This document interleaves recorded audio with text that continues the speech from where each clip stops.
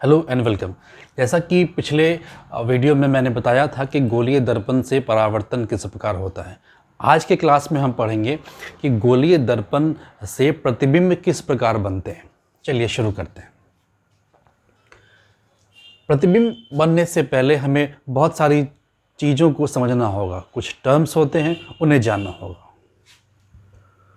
चलिए, प्रतिबिंब बनने से पहले कुछ टर्म्स को हमें जानना होगा। प्रतिबिंब जो बनता है उसकी प्रकृति, that means nature of image, प्रतिबिंब की स्थिति, पोजीशन ऑफ इमेज, प्रतिबिंब का आकार, साइज ऑफ इमेज, मतलब प्रतिबिंब किस प्रकार का बनता है, प्रतिबिंब कहाँ पर बनता है, उसका साइज क्या है। प्रतिबिंब की प्रकृति दो तरह की होती है। पहला, वास्तविक या रियल, आभासी काल्पनिक या वर्चुअल। सबसे पहले हम वास्तविक और आभासी प्रतिबिंब के बारे में समझते हैं।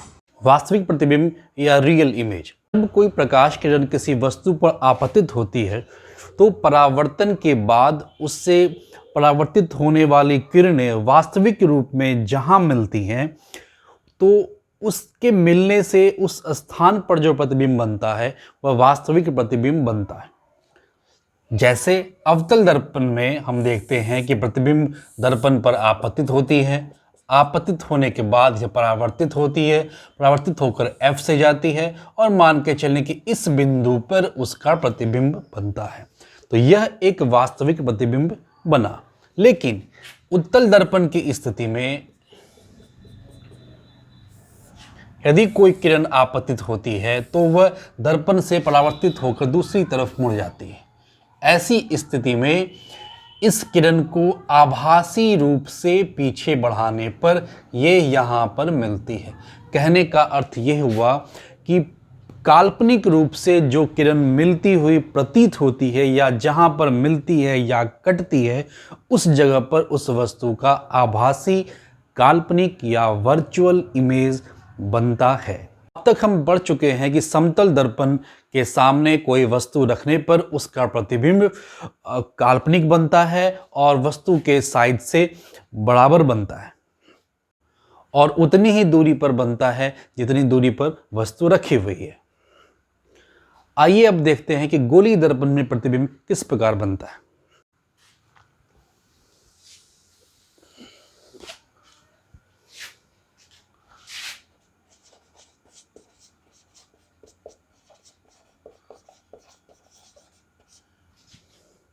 गोलीय दर्पण में प्रतिबिंब बनने के लिए हम लोग किरण आरेख की सहायता से दिखाते हैं। सबसे पहले हम अवतल दर्पण में चलते हैं। आप एक अवतल दर्पण लें और उसे सूर्य की तरफ करते हुए उसकी प्रतिबिंब या उसकी जो बनने वाला प्रतिबिंब है उसमें उसे एक कागज़ के टुकड़े पर लें और कागज़ के टुकड़े को या उस दर्पण को आगे पीछे करें। जहाँ पर एक बिंदु के रूप में बनेगा वहाँ सूरज का प्रतिबिंब बनेगा और वहाँ आग लग जाएगी। कहने का अर्थ ये हुआ कि सूरज का प्रतिबिंब उस बिंदु पर बना और काफ़ी गर्मी वहाँ हुई, उससे वहाँ पे आग लग गई। वस्तुतः बात यह है कि अवतल दर्पण में जितनी भी किरणें आई वो सारी किरणें परावर्तन के बाद एक बिंदु पर जमा हो गई, इसलिए वहां पर सूरज का प्रतिबिंब बना। अनंत पर जो भी वस्तुएं होंगी वो बड़ी होती हैं। अनंत से आती हुई जो किरणें हैं वो दर्पण पर आपतित होती हैं और परावर्तित होने के बाद एक बिंदु पर जमा होती है। यह बिंदु दर्पण का मुख्य फोकस कहलाता है, हमें पता है। इसलिए अनंत पर रखी हुई वस्तुओं का प्रतिबिंब फोकस पर बनता है।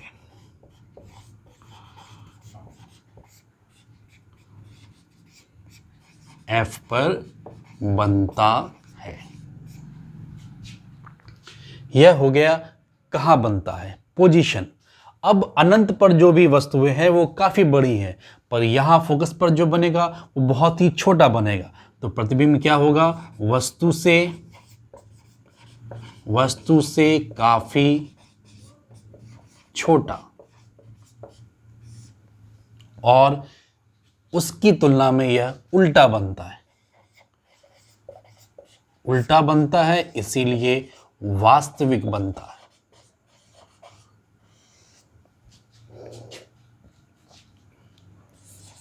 तो हमने क्या देखा कि अनंत पर रखी हुई वस्तुओं का प्रतिबिंब अवतल दर्पण में मुख्य फोकस पर बनता है, वस्तु से काफ़ी छोटा बनता है और उल्टा बनता है, इसीलिए वह वास्तविक या रियल इमेज बनता है।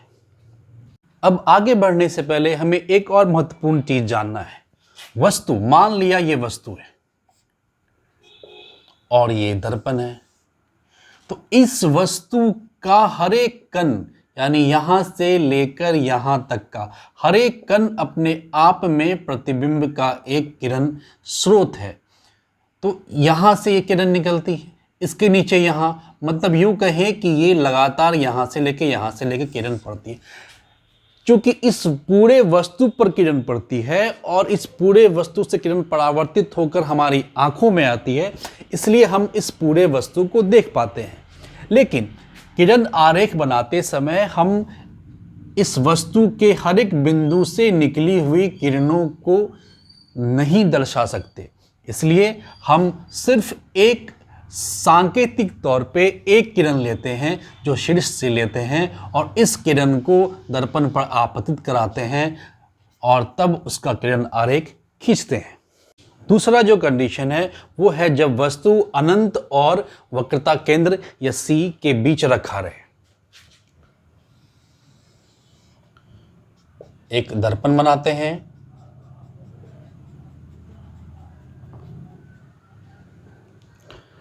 मुख्य अक्ष डालते हैं P, F, C।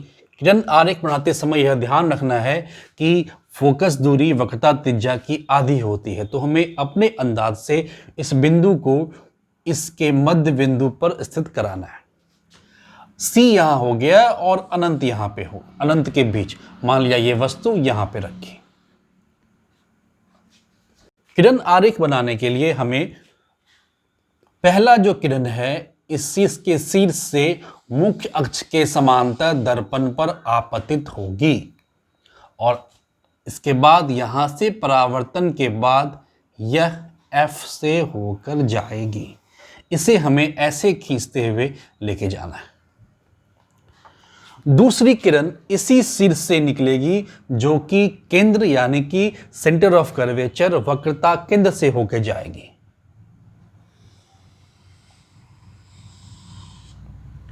यह किरण जहां पहली वाली किरण से मिलेगी वहीं इस वस्तु का प्रतिबिंब बनेगा। A, B, A dash, B dash. चलिए अब इसका हम लोग नेचर देखते हैं।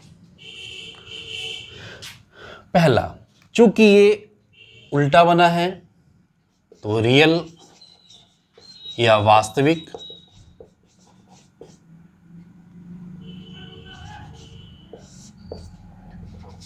उल्टा, वस्तु के आकार से यह छोटा बनता है, वस्तु के आकार से छोटा। कहां बनता है तो वक्रता केंद्र और फोकस के बीच C एवं F के बीच। इस प्रकार हम देखते हैं कि अनंत एवं वक्रता केंद्र के बीच रखी हुई वस्तु का प्रतिबिंब फोकस और वक्रता केंद्र के बीच बनता है, उल्टा बनता है, वस्तु के आकार से छोटा बनता है और रियल अथवा वास्तविक बनता है।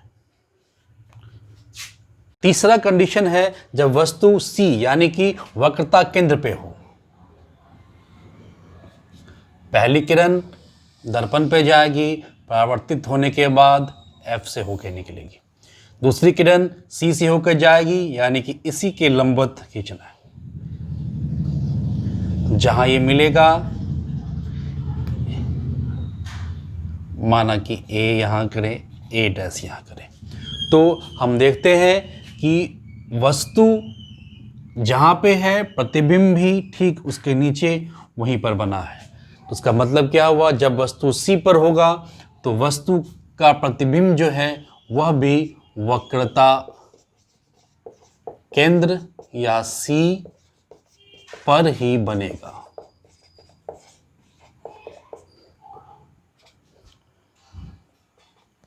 दूसरा, वस्तु के आकार का ही होगा, वस्तु के बराबर आकार। तीसरा, उल्टा बनेगा, और उल्टा है इसलिए यह वास्तविक होगा।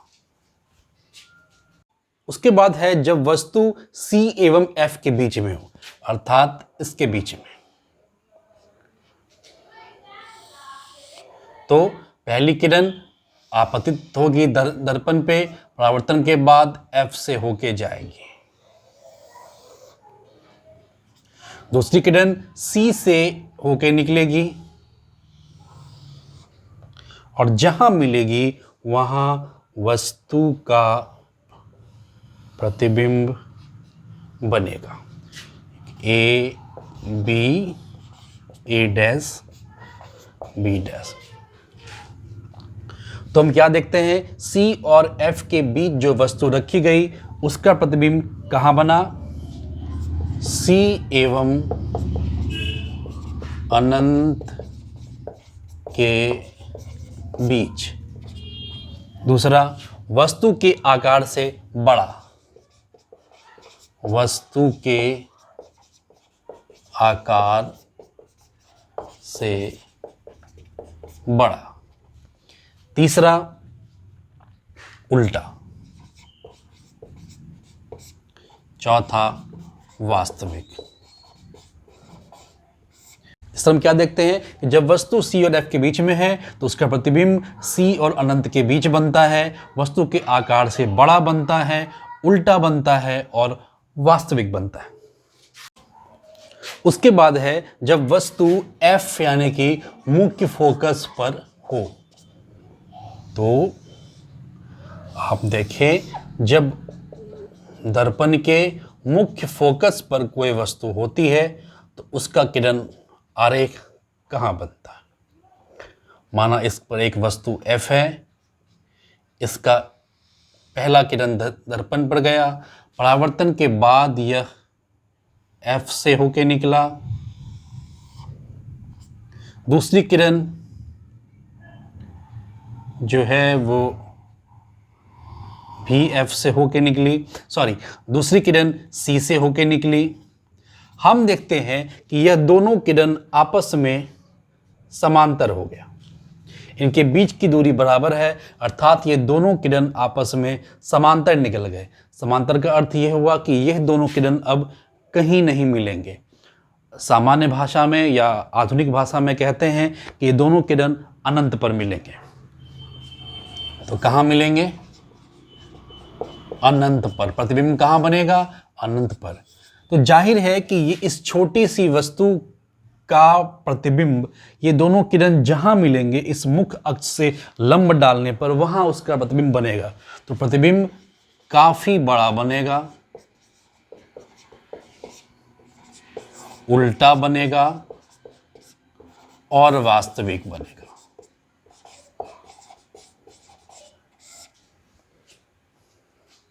अब आते हैं अंतिम की तरफ। अंतिम कंडीशन है जब वस्तु F एवं ध्रुव के बीच हो, यानी वस्तु मुख्य फोकस और ध्रुव के बीच हो। ऐसी अवस्था में इसे हमें पीछे बढ़ाना होगा कि हम देख रहे हैं कि पहली किरण दर्पण पे जाएगी, परावर्तित होकर F से होकर निकलेगी, दूसरी किरण C से होकर निकलेगी। इन किरणों की बीच की दूरी बढ़ती जा रही है, अर्थात ये इधर तो कहीं नहीं मिलेंगी। तो हम इन्हें पीछे की तरफ एक आभासी रूप में बढ़ाते हैं, तो हम देखते हैं कि काल्पनिक रूप में यह यहाँ बन जाती है। तो यहाँ पे इसका प्रतिबिंब बनता है। तो यह प्रतिबिंब कहाँ बना, तो दर्पण के पीछे कैसा बनेगा? तो सीधा बनेगा। सीधा है इसीलिए यह काल्पनिक, आभासी या वर्चुअल कहलाएगा। और वस्तु से बड़ा बनेगा, वस्तु से बड़ा बनेगा। इस प्रकार हम देखते हैं कि अवतल दर्पण में 6 स्थितियां हैं जहां वस्तु का प्रतिबिंब किस प्रकार से बनता है। यानी कॉनकेव मिरर, 6 कंडीशन। यानी इन 6 स्थितियों को हमें याद रख लेना है कि वस्तु कहाँ पर है तो उसका प्रतिबिंब कहाँ बनता है। अर्थात वस्तु के 6 स्थितियाँ जहाँ वो रखी जाएंगी तो उसकी 6 स्थितियाँ और उनकी प्रकृति की उसका प्रतिबिंब किस प्रकार बनता है। उसके बाद है उत्तल दर्पण। उत्तल दर्पण में किरण आरेख बहुत ही आसान है।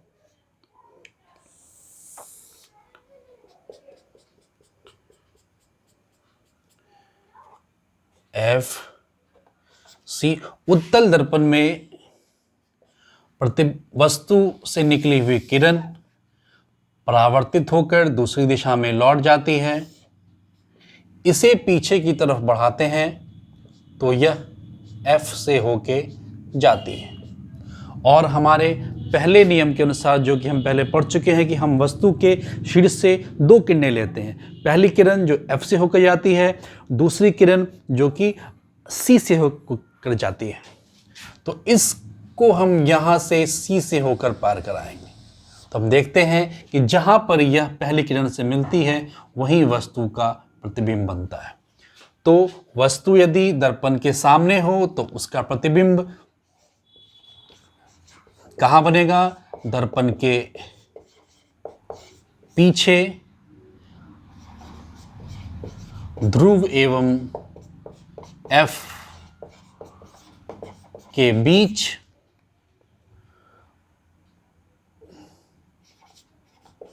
आकार में छोटा और सीधा, और इसीलिए यह काल्पनिक, आभासी या वर्चुअल इमेज कहलाता है।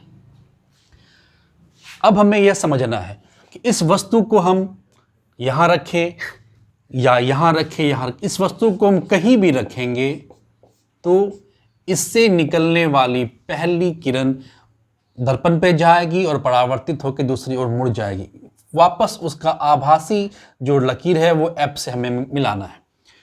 लेकिन जो दूसरी किरण है वो C से होकर जाएगी और किसी भी स्थिति में यह F से इधर ही पहली किरण से मिलेगी।